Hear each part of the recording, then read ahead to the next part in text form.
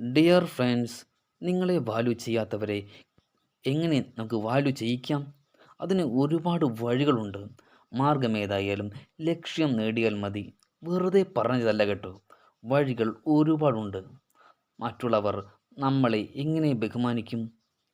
മറ്റുള്ളവരുടെ പിറകെ പോകാതെ തന്നെ മറ്റുള്ളവരുടെ ബഹുമാനം എങ്ങനെ നേടിയെടുക്കാൻ പറ്റും? അതിന് സമയമെടുക്കും. ഇത് ഫലം കാണാൻ കുറച്ച് സമയമെടുക്കും. പക്ഷേ ഫലം കിട്ടാതിരിക്കില്ല. ഇത് ആയുർവേദ മരുന്നുകൾ പോലെയാണ്. നിങ്ങളെ താല്പര്യമില്ലാതെ നിങ്ങളെ കാണാൻ താല്പര്യമില്ലാത്തവർ എങ്ങോട്ട് പോയാലും നമ്മൾ അവരെ അധികം മൈൻഡ് ചെയ്യാതിരിക്കുക. അത് ഏറ്റവും ഇഷ്ടപ്പെട്ട സുഹൃത്തുക്കളാണെങ്കിലും ബന്ധുക്കാർ ആയിരുന്നെങ്കിൽ പോലും അത്തരക്കാരെ മൈൻഡ് ചെയ്യാതിരിക്കുക. അത്തരം സംഭവങ്ങൾ നമ്മളുടെ ജീവിതത്തിൽ ധാരാളം ഉണ്ടാകും. അത് ജീവിതത്തിൻ്റെ ഒരു തുടർക്കഥ പോലെയാണ്. നിങ്ങൾക്ക് എവിടെ പോയാലാണോ സന്തോഷവും സമാധാനവും ലഭിക്കുന്നത് അവിടെ പോവുക. ചെയ്യാൻ ഇഷ്ടമുള്ളത് മാത്രം ചെയ്യുക.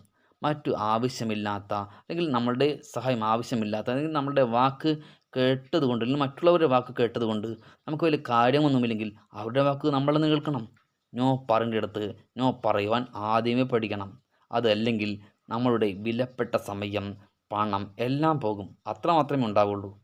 നിങ്ങളുടെ നിയന്ത്രണത്തെ മറ്റുള്ളവർക്ക് നിങ്ങൾ നിന്നു കൊടുക്കരുത്. അതായത് അവരുടെ നിയന്ത്രണത്തിൽ നിങ്ങൾ ആവരുത് എന്ന് മാത്രം. മറ്റുള്ളവർക്ക് നിങ്ങളുടെ സഹായവും സഹവാസവും എളുപ്പത്തിൽ ലഭ്യമാക്കരുത്. അങ്ങനെ അവർക്ക് നിങ്ങളെ ലഭ്യമായാൽ നമുക്ക് വേണ്ടത്ര പരിഗണന അവർ തരില്ല. ഒരു നിശ്ചിത സമയം കഴിയുമ്പോൾ നമ്മളെ കറിവേപ്പില പോലെ അവർ വലിച്ചെറിയും. അത് ഉണ്ടാവാതിരിക്കാൻ നമ്മളൊരു അതിർത്തി ഉണ്ടാക്കണം. ഈ അതിർത്തി കടന്നു വരാൻ നമ്മൾ ആരെയും അനുവദിക്കരുത്. ഒരു തവണ നമ്മളത് അനുവദിച്ചു കൊടുത്താൽ അവർ തോന്നിയ പോലെ അത് ചെയ്യാൻ പറ്റും. അതായത് അവർക്ക് നമ്മളെ തോന്നിയ പോലെ ദുരുപയോഗം ചെയ്യാൻ പറ്റും.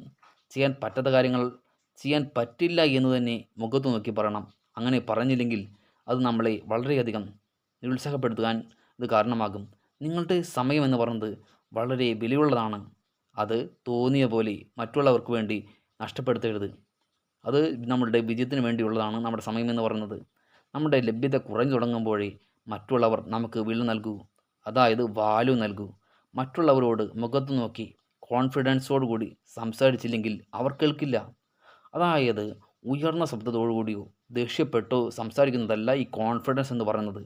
മറ്റുള്ളവർക്ക് വിശ്വാസം വേണമെങ്കിൽ മറ്റുള്ളവർക്ക് നമ്മളെ വിശ്വാസം വേണമെങ്കിൽ നമ്മളുടെ കഴിവിനെയും ശക്തിയെയും നമ്മൾ ഉറച്ചു വിശ്വസിക്കണം. പറയേണ്ടവരോട് പറയേണ്ട കാര്യങ്ങൾ പറയേണ്ട സമയത്ത് പറയേണ്ട തരത്തിൽ പറയേണ്ട പോലെ പറഞ്ഞാൽ കേൾക്കേണ്ടവർ കേൾക്കേണ്ട പോലെ കേൾക്കും. കോൺഫിഡൻസ് എന്നാൽ ഒരു ആന്തരിക ശക്തിയാണ്. അത് നമ്മളുടെ ഉള്ളിൽ ഉറങ്ങിക്കിടക്കുകയാണ്. നമ്മൾ അതിനെ അറിഞ്ഞില്ല.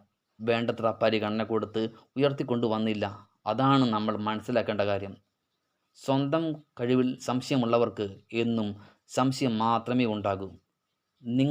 നിങ്ങളെ തിരിച്ചറിയൂ ആദ്യം. നിങ്ങൾ തന്നെയാണ് നിങ്ങളുടെ ശത്രുവും നിങ്ങൾ തന്നെയാണ് നിങ്ങളുടെ മിത്രവും. എല്ലാവരെയും ഇഷ്ടപ്പെടുത്തിക്കൊണ്ട് ഒരു കാര്യവും ചെയ്യാൻ നമുക്ക് പറ്റില്ല. അതുകൊണ്ട് ഇഷ്ടപ്പെട്ടത് മാത്രം ചെയ്യണം.